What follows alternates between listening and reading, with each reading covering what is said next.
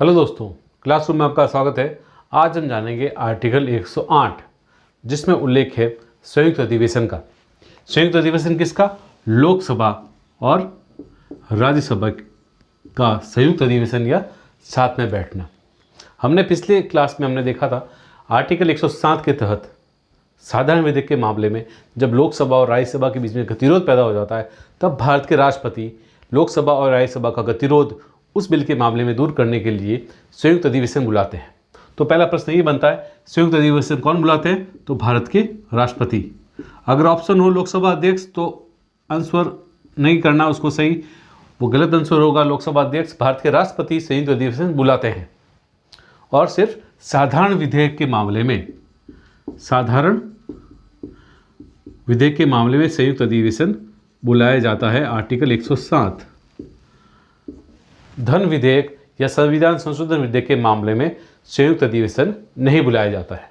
ये ध्यान रखना है, ये बनने वाले सवालों में महत्वपूर्ण है। फिर अगर बात करें तो राष्ट्रपति बुलाते हैं संयुक्त अधिवेशन लोकसभा और राज्यसभा का, लेकिन अध्यक्षता कौन करते हैं? अध्यक्षता करते हैं लोकसभा अध्यक्ष। लोकसभा अध्यक्ष अगर नहीं है तो लोकसभा के उपाध्यक्ष, और अगर लोकसभा उपाध्यक्ष भी नहीं है तो राज्यसभा के उपसभापति इसकी अध्यक्षता करते हैं। अगर तीनों ही नहीं है तो लोकसभा और राज्यसभा में उनके सदस्यों के द्वारा चुना हुआ कोई व्यक्ति। भारत के मुख्य न्यायाधीश, राष्ट्रपति या उपराष्ट्रपति, उपराष्ट्रपति जो कि राज्यसभा के प्रदेश सभापति होते हैं, ये लोग संयुक्त अधिवेशन की अध्यक्षता नहीं करते हैं। ध्यान रखने वाली बात है। फिर जब साधारण विधेयक के मामले में संयुक्त अधिवेशन होता है तब होता है संयुक्त मतदान। संयुक्त मतदान के द्वारा निर्णय लिया जाता है उस बिल का। दोनों ही सदनों के सदस्य एक साथ मतदान करते हैं और दिखने में लोकसभा के सदस्य इसमें अधिक दिख रहे हैं तो लोकसभा की भूमिका महत्वपूर्ण हो जाती है संयुक्त अधिवेशन के मामले में।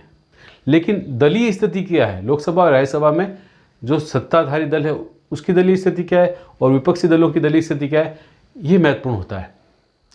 लोकसभा की विशालता की तुलना में या राज्यसभा की उससे जो सदस्य संख्या वो कम है उसकी तुलना में इनमें जो दलीय स्थिति है वो महत्वपूर्ण होती है किसी साधारण विधेयक के बारे में निर्णय लेने के लिए।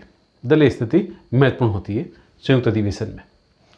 फिर अगर बात करें अब तक कितनी बार संयुक्त अधिवेशन बुलाए गए हैं, तो अब तक 3 बार। प्रश्न कई बार पूछा जा सकता है। 3 बार संयुक्त अधिवेशन बुलाए गए हैं। सबसे पहले 1961, फिर 1978, फिर 2002। 1961 में दहेज प्रतिषेध अधिनियम, जो 1959 का बिल था,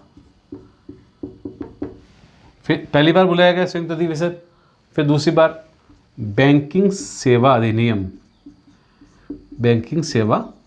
के मामले में 1978 में दूसरी बार बुलाया गया। और तीसरी बार आतंकवाद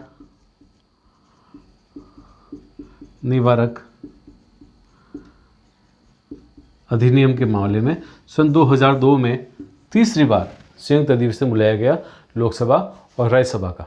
यहाँ पर एक महत्वपूर्ण सवाल बनता है, किस व्यक्ति ने तीनों ही ये संयुक्त अधिवेशन लोकसभा और राज्यसभा के संयुक्त अधिवेशन को अटेंड किया? ऐसे कौन से भारत के राजनेता थे? तो उसका आंसर है श्री अटल बिहारी वाजपेयी। श्री अटल बिहारी वाजपेयी ने तीनों ही समय संयुक्त अधिवेशन को अटेंड किया। 2002 में भारत के प्रधानमंत्री थे और इससे पहले भी इन्होंने अटेंड किया था।